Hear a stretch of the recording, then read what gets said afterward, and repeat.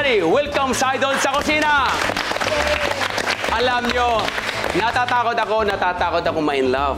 Kapag na-in love ako, siyempre, lagot na lagot ako sa misis ko. Pero sino ba naman na hindi ma-in love sa isang guest natin ngayon gabi ng bida sa afternoon drama ng GMA?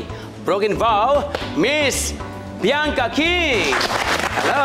Hello, darling! Hello. Basta po. Mabuti po. Meron po akong baon. Bigay Talaga? ko para sa inyo. Wow naman, how Ako sweet yan. ka naman, Oo. talaga. Ano po gusto itikman? Sige, yan muna ng peanut butter Itong malaki, cupcake. kasi... Ayan, nilagyan ko po siya ng blueberry filling sa loob. Ang sarap naman. Ingit kayo, no? Tapos yung isa lemon. Mamaya, dessert mo to. Ano mo yan? Hindi, Dessert kainin ko na after rin. mo magluto. Ngayon na rin? Ano ito? Lemon square. Wow, square na square, kaya lemon square. Galing mo na lang. Thank you. Favorite pastime ko Mamaya din na yan ito, ay kung baking. pakialaman yan, akin yan.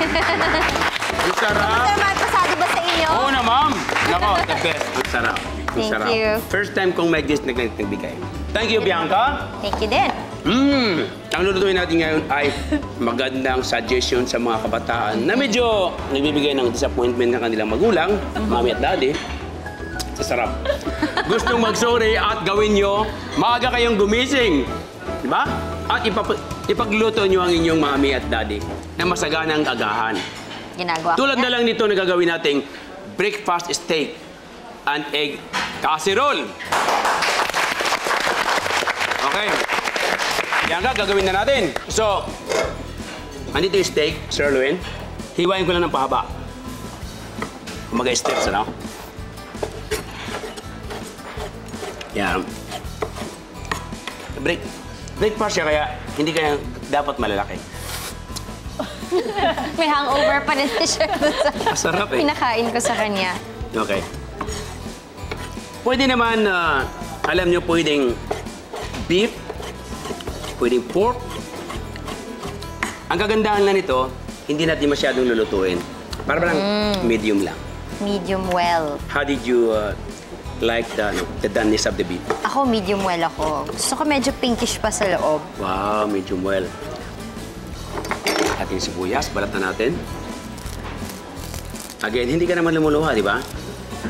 Sa Broken Vow lang po ako lumuluha. Oh, alam mo, ang galing-galing mo doon. So, Salamat po. Nakakanood po kayo. Siyempre naman. Wow, Lahat ng thank show you. ng GMA, hanggat maaari, natutulog. Di ako matutulog. Pag nag-sign off na yung network, sa akin lang matutulog. Oo, may bayang magili na, tsaka ako natigil. Kayo ba? Naganon din kayo? Oh, no. Sigurado kayo, ha? Sige po. Alam mo, lahat ng show kasi, ng GMA, napakaganda. Diba? Wala kang dapat itapon, lalo na sa Broken Vow. Oh, ang galing mo doon, ha? Salamat po. Lagi kang sinasaktan ni ano, ha? Kinukorte ka. Ngayon, mas masama pa yung mangyayari sa susunod na linggo. Talaga? Bakit? Kumunutan ka? Basta mas grabe pa dapat kaya lahat ng mga misis sa bahay, lahat ng mga housewife, abangan nyo Ay, yung huwag din mangyayari. ang kaligtaan yan. Oo, Magsisisi sa sila. Broken You Vow. lost 1/3 of your life. Naks. So, olive oil. And then, of course, the onion. Then, garlic. Red bell pepper. Peppers. Yeah. Chef, excuse question. Yes. Napaka-heavy kasi niya ng breakfast na yan. Di ba kadalasan tayo mga Pinoy, gusto lang natin pandesal sa umaga. Alam mo kasi sa umaga, nagtatrabaho tayo, dapat kumain tayo ng marami. Di ba alis tanghali light? Mas maganda nga talaga yung heavy yung breakfast mo Oo. kasi nababurn mo siya, nagagamit mo yung energy throughout the day. Tapos Of dapat course paggabi, naman. Oo. light lang if possible nga no carbs eh. Ganun ang ginagawa ko eh. Kita mo naman. Oo. Ano ka duda-duda? Sinong hindi ma-in love yan? Di ba? Oh. Yes. Sa morning lang ako nagka-carbs. Tsaka Oo. healthy carbs palagi. Nako. Tinan mo naman ako. Ganun din Wheat. ginagawa ko. Tinan mo. Multi-grain, high fiber. Bobo. Okay. Tama ka dyan, Bianca. Kasi nga, tayo mga Pilipino, hindi ka Pinoy kung hindi ka kakain ng kanin. Diba? Pero, yun nga, ang karamihan natin, di ba, tinapay na lang. No? Pandesal. Bad yun. Para sa akin, bad yun. Parang consider ko yun na bad eating habit. Talaga? Oo, dapat pag breakfast, dapat full meal. Dapat Full lahat meal. ng food groups nandun, kompleto. Yes, May that's protein ka, Tama, may tama. gulay ka, may carbs ka. Tama yun. Kasi kaya karamihan ng sakit ng mga Pinoy ay ulcer. Yung Bakit? nakaka-ulcer yung ganong klaseng pagkain. Kasi mapagtista yung Pinoy. Question. Yes po. Mahal po ba yung putahe na yan? Ay nako, Di ba pag sinabi pong steak, pang mayaman? sabi nila, pero pwede ka naman gumawa ng pork steak. Pwede ka naman gumawa ng chicken steak. Ang ibig sabihin ng steak, yung the way how you cook. Diba? Pwede yung fish steak. The same procedures. Now, paminta. Ayan. Question po. Yes, Miss Amy. May technique po ba para maging tender yung matitigas na meat? Oo, meron. De, unang-una, ipapound mo kung mayroon kang pounder kung malaking steak. Kung wala naman, i-marinate mo siya. Of course, may tenderizer. Meat But tenderizer. the most important pa rin, huwag mo siyang i-well done. Kasi tayo hindi sanay. Yan, dito natin ilalagay yung ating karne, ha? Sa gilid. Yan. Kasi ang ating ginagawa ay simpleng-simple lang ito. Hindi siya mahirap gawin. Ngayon, lalagyan natin ng tinapay. Kaya nga breakfast, may tinapay na. Pwedeng maliliit. Pwede rin hatiin mo lang yung tinapay. The reason why kung bakit hiniwa ko ng ganyan, para po pag tinanggal mo, mas madali siyang makuha. Okay? Parang per serving na ang size, ano? Yes, parang per serving na. Patong lang natin dyan. Ngayon, okay, Bianca. Itlog, ilagay natin si Babaw. Ganito, ha? 1. Okay. Ito lang. So, hindi nyo na i-beat, diretso pala ilagay. Tignan natin yun.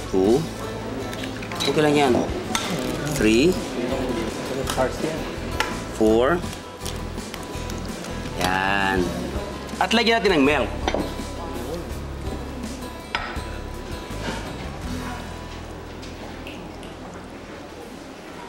At saka natin ilagay sa salamander. Kung wala ka naman salamander, oven toaster. Kung wala naman, pwedeng steam. Chef, pwede din lagyan ng mushroom yan. Pwede. Kahit ano. Mushroom, shiitake mushroom, button mushroom, straw mushroom, any kind of mushroom.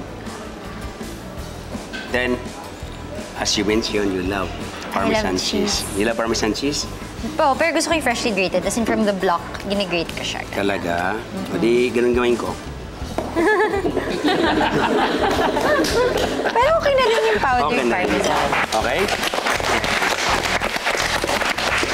Now, ilagay natin sa salamander. So, konti lang yung milk, no? Hindi pala siya pinupuno. Pwede lang, tamang-tama lang. Tamang-tama. Basta hindi malunod yung beef. Yes. Ilagay natin sa salamander for a few minutes hanggat mag-brown. At yan, iluto na. A few minutes lang. Yan, ganoon natin para maganda. Ha? Huwag kayong kumurap. Okay. Miss Bianca, kunin na natin to. Tapusin ang kahirapan. Okay, mainit ha? Oh my goodness, ito na ang ganda naman. Look at that. Yes. At lalagyan natin ng garnish sa gilid lang. Dito. Yeah. Then, of course, may parsley tayo dito. Ang ganda naman. Lagyan natin ng chopped parsley sa ibabaw.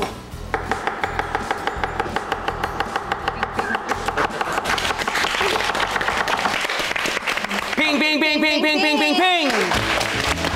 There it is! Breakfast steak and egg casserole. Kain na!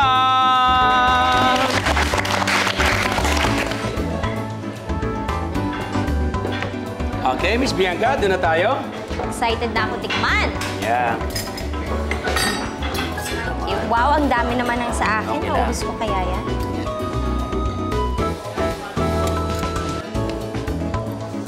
Yeah. Ang sarap ng feeling ng combination ng beef tsaka yung bread na may halong itlog. Parang tamang breakfast food siya, pero hindi siya mukhang pang breakfast eh. Pero ang sarap, ang sarap. Gagayahin ko to. Ang sarap yung texture ng food. Very creamy. At saka yung beef. So smooth, ang lambot. Ang sarap. Okay yung lasa niya. Sobra yung cheese, ang sarap-sarap ng lasa. Okay na okay sa mga bata. Pwedeng everyday meal, breakfast meal. Huwag kayong alis. Tuturuan ko kayong gumawa ng Magic Saucy Seafood Feast sa aming pagbabalik dito lang sa Idol sa Kusina.